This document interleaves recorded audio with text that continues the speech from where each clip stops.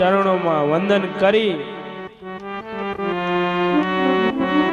અને આ લુણસરિયાની ભૂમિ એટલે સંતોની તો ભૂમિ ખરી જ,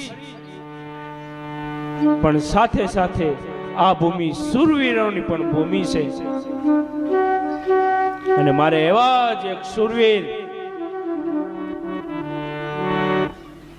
કે જેનું આજે પણ હું અને તમે ગૌરવ લઈએ તેવા કલાજી દાદાની કથા મારે મારી ભાષામાં ગાવી છે.